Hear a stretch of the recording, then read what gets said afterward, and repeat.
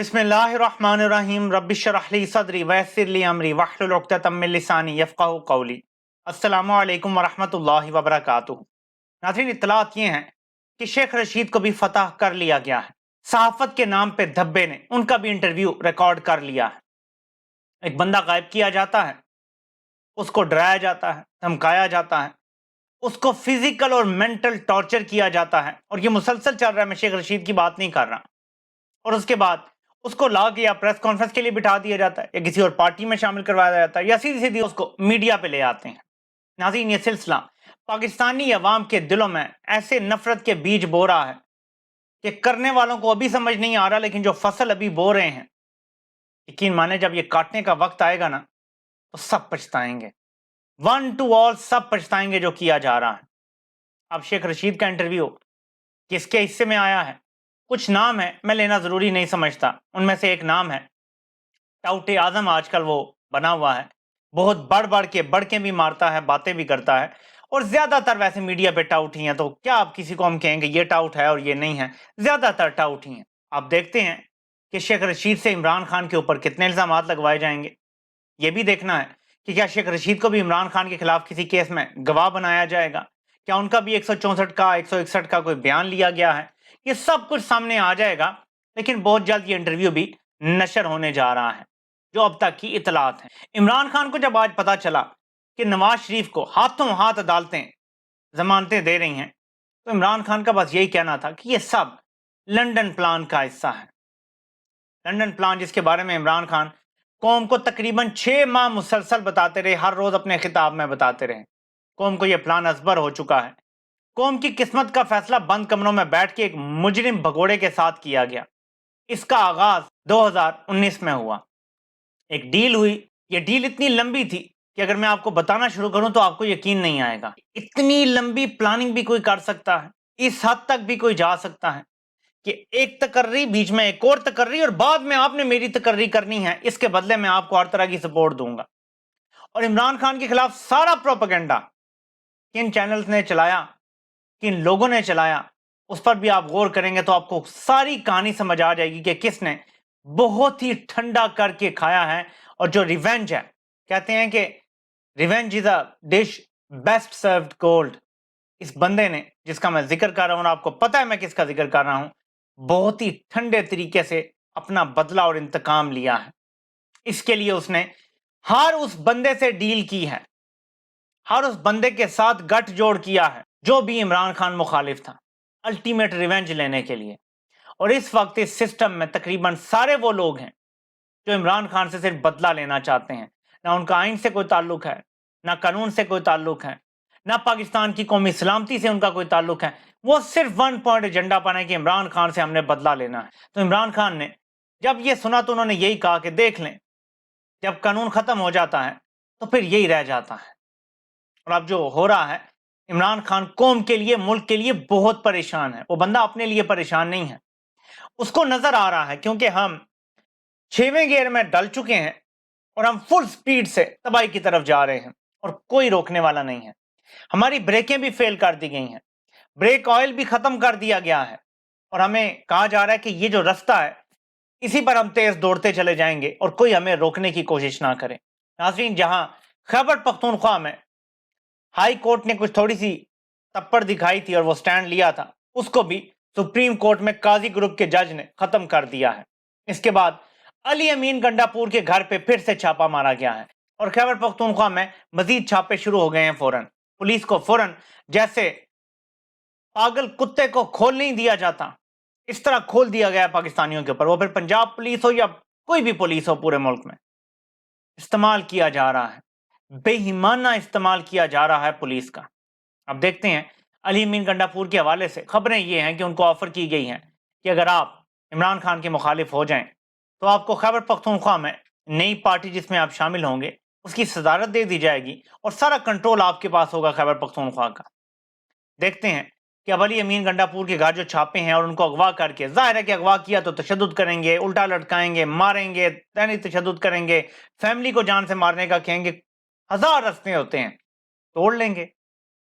یعنی کہہ یہ دیا گیا ہے مبینہ طور پہ علی امین گنڈا پور کو کہ عمران خان کو تو ہم نے نہیں چھوڑنا، कोई भी नहीं बचेगा, ना पार्टी बचेगी। तुम्हारे पास मौका है दूसरी पार्टी में चले जाओ। और यहां मैं आपको गेम समझाना चाहता हूं। अगर इतना आसान होता तहरीक इंसाफ को बैलेट पेपर से हटाना, तो ये मारा मारी की क्या जरूरत थी? तहरीक इंसाफ को बैलेट पेपर से हटा दो, खत्म। अब किसी का बाप भी कुछ नहीं कर सकता। नहीं कर सकते, करना चाहते हैं कर नहीं सकते। इमरान खान को पार्टी की चेयरमैनशिप से हटा देंगे, कोई फर्क नहीं पड़ता इससे। तहरीक इंसाफ होगी इलेक्शन में, और आपने सिर्फ एक काम करना है, उस दिन घर बैठना खुद पे हराम कर लेना है, तो आज़ादी आपको मिल जानी है। नवाज शरीफ पाकिस्तान आलमी ताकतों की मर्जी से आ रहा है। आलमी ताकतें कुछ अज़ाइम रखती हैं इस खित्ते के लिए, मिडल ईस्ट के लिए और बाकी दुनिया के लिए भी। उन अज़ाइम की तकमील के लिए नवाज शरीफ बहुत अहम मोहरा है। इसके ज्यादा अहम मोहरा होने की एक वजह यह है कि आज नवाज शरीफ आसिफ जरदारी से ज्यादा गैर मकबूल है। आज नवाज शरीफ आसिफ जरदारी से ज्यादा बड़ी गाली बन चुका है पाकिस्तान की सियासत में। और जितना कमजोर लीडर होता है, उसको कंट्रोल करना और उसको उंगलियों पे नचाना उतना आसान होता है। मेरे ख्याल में आलमी ताकतों की बड़ी वजह यही है इसको चूज करने की, वरना ये बिलावल भी हो सकता था, जरदारी भी हो सकता था, और पहले थे भी। किसी को ये अंदाजा नहीं था कि नवाज शरीफ इतना गैर मकबूल हो जाएगा। बिलावल और जरदारी वो कह सकते हैं जी कि सिंध तो हमने ही जीतना है। नवाज शरीफ इस टाइम खड़े होकर नहीं कह सकता कि मैंने लाहौर भी जीतना है। नून लीग पाकिस्तानी सियासत में एक गाली बन चुकी है, खत्म हो चुकी है। सिर्फ वो लोग उनका वोटर रह गए हैं जो सिर्फ आज भी पुराना मीडिया देखते हैं और उनका अपना दिमाग काम नहीं करता, सोचने समझने की सलाहियतों से महरूम है। वो सिर्फ रह गए हैं सपोर्टर, और वो बहुत कम लोग रह गए हैं पाकिस्तान में। बहुत सारे लोगों को सीधा रास्ता नजर आ गया, और वो रास्ता एक ही है, कानून की बालादस्ती का रास्ता, आइन की बालादस्ती का रास्ता, हकीकी जमहूरियत और हकीकी आज़ादी का रास्ता। अब सब लोग इसी रास्ते पर चलना चाहते हैं, तो आपको एक दिन मिलेगा। उस दिन लोगों को घरों से निकालने में, और खुद भी निकलें, लोगों को भी निकालें, दोस्तों को, रिश्तेदारों को, मोहल्लेदारों को, सबको कायल करें, और जहां जहां डालें वोट वहीं बैठ जाएं और रात को नतीजा लेकर आएं। रश डाल के रख दें। पूरी दुनिया में किसी मुल्क के पास इतनी ट्रूप्स नहीं होती कि जिस दिन इलेक्शन होता है लाखों पोलिंग स्टेशन पे वो आके इस तरह से कुछ कंट्रोल कर सकें। अगर आप सारे पोलिंग स्टेशन का कंट्रोल आप संभाल लें, कोई कुछ भी नहीं कर सकता। किसी को धांधली ना करने दें, बाहर खड़े हो जाएं बड़े बड़े क्राउड लेकर, अवाम के सामने उस दिन कोई कुछ नहीं कर सकेगा। क्या करेंगे? जब एमएनए कोई बन जाएगा, जीत जाएगा, तो उसे क्या पकड़ लेंगे, नंगा करके मारेंगे और पार्टी छुड़वाएंगे? फिर बहुत मुश्किल हो जाता है। आर्मी ताकतों को भी सेटिस्फाई करना है, एक ऐसा इलेक्शन करा के जो बजाय क्रेडिबल नजर आए। अंदर से बेशक यही हाल हो जो है कि पीटीआई तोड़ देंगे, किसी को लड़ने नहीं देंगे, टिकट नहीं लेने देंगे, जो लेगा उसका मुस्तरद करा देंगे, लेकिन इलेक्शन वाले दिन और उसके बाद वो थोड़ा सा क्रेडिबल इलेक्शन नजर आना चाहिए। और वो दिन आपने कंट्रोल करना है, पाकिस्तानी अवाम ने कंट्रोल करना है। इमरान खान का जज अबुल हसनात जुल्करनैन, जी हाँ, जो जज दिलावर अल्ट्रा प्रो मैक्स लाया गया है इमरान खान को साइफर केस में सजा दिलाने के लिए, आमिर फारूक साहब का यह समझना है कि वो बिल्कुल ठीक लगाया गया है। अब देखते हैं कि मामला किस तरफ जाता है, कैसे आगे बढ़ता है। जब एक जज को अब लाई एक खास मकसद के लिए हो, तो जाहिर है वो अपना मकसद पूरा करेगा।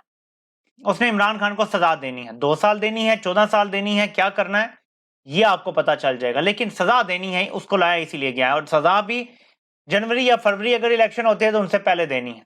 गवाहान सबकी गवाही पूरी की जाएगी, इन्हीं दिनों में की जाएगी, और दिफा करने वालों को जिरा का मौका नहीं दिया जाएगा। दिया भी गया तो ज्यादा बात नहीं करने दी जाएगी, वरना ये केस जो साइफर वाला है, ये 6 महीने साल तो इसको कम से कम लग जाता है।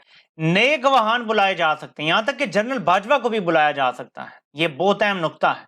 इमरान खान की मिलिट्री सेक्रेटरी को भी बुलाया जा सकता है, और दिफा ये कह सकता है कि हम इनको बुलाना चाहते हैं, हम इनको क्रॉस एग्जामिन करना चाहते हैं, हम इनकी गवाही पेश करना चाहते हैं। तो ये केस लटक भी सकता है, लेकिन ये लटकने देंगे नहीं। ये उसी तरह करेंगे जैसे इन्होंने तोशा खाना केस में किया था, क्योंकि भगोड़े से वादा था, और 4 साल पहले वादा था कि मियां साहब फिक्र ना करें, एक तकर्री और होनी है, और उसके बाद आप मेरी तकर्री करेंगे तो पूरे सिस्टम को मैं आपके सामने बेंड कर दूंगा। अब मुझे ये सारा खेल समझ आ गया है।